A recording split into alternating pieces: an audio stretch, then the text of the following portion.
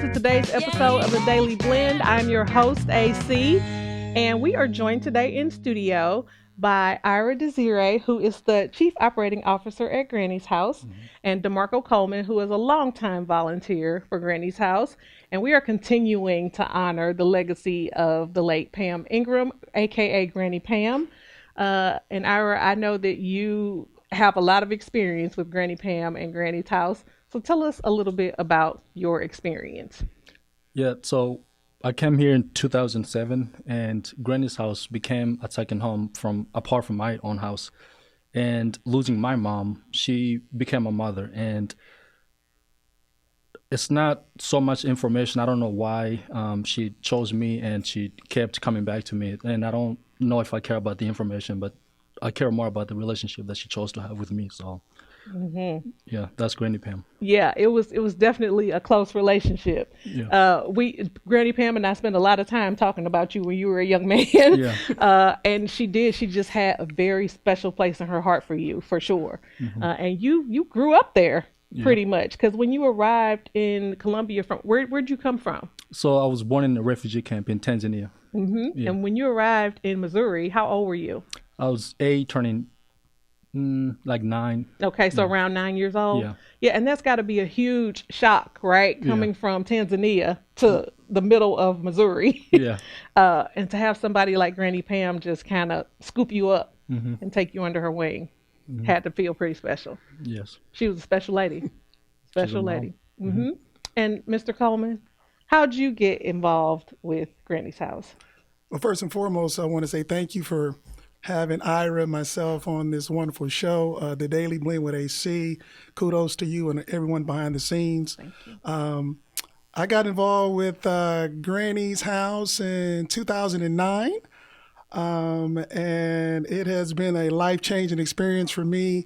I've learned so much about giving, about service, about sacrifice, about reaching out to your neighbor and helping those in need.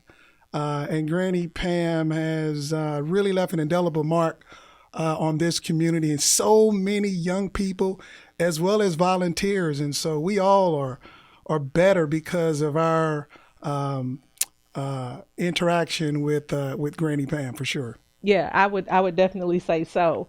I remember when Pam first said that you had such an interest in making video and shooting pictures, and she was so excited to get a camera in your hands, right? And now you are taking pictures and editing pictures all over the place. I mean, how'd that affect your life? Like when she first put that camera in your hand?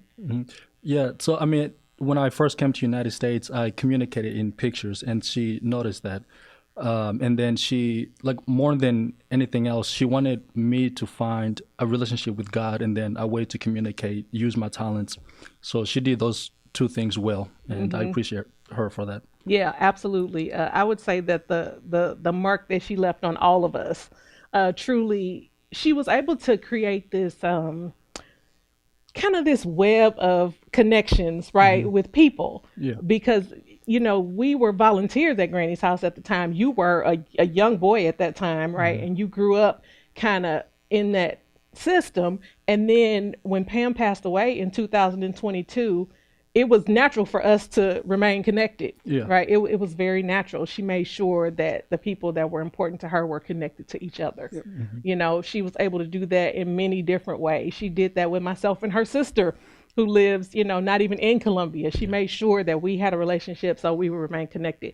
And that's important when somebody is gone, that you still have those connections that they help to make.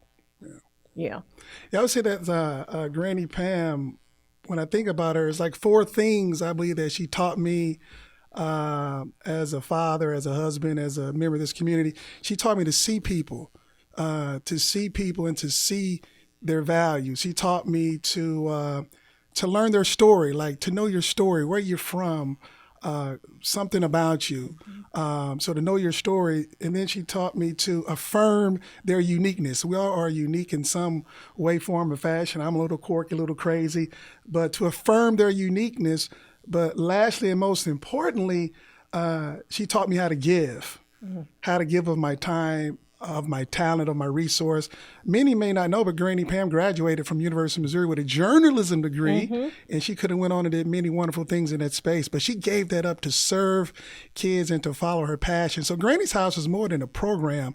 It's a family. And this young man I've known for over 15 years. When I saw him, he was a little boy, 10 years old. Now he's a young man of character and discipline and responsibility. He's writing his first book. And so he's just one of many stories within Granny's House that we just want to share with Columbia and the greater community. And how amazing it is that now you are working at Granny's House, Yes. helping to keep the boat afloat, right? And I love to see you over there with that new kind of generation of kids, because some of those kids may not have known Pam, right? Because they're too young, but they get to experience Pam through you. Does it feel like that to you? Yeah, and I told Papi this.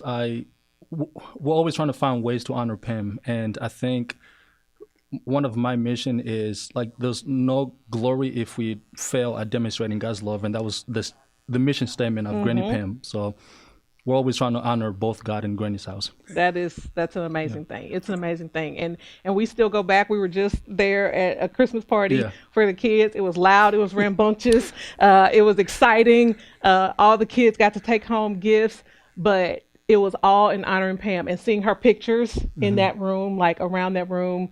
To me, it just felt, I was a little choked up that day. I couldn't even do a lot of talking. It was amazing to see that spirit still in that place that she created. And we will end with the words of Granny Pam herself. You know, so many of these kids came to us more than a decade ago, bruised and broken and insecure, wondering what life was about, wondering what their place in life would be, and a lot of fears and just questions. What's next? Well, I marvel how over all these years, they have all become such strong, tall, spreading branches in the Granny's House tree. I just really believe they're going to go on in life and do such amazing things that none of us could have ever imagined.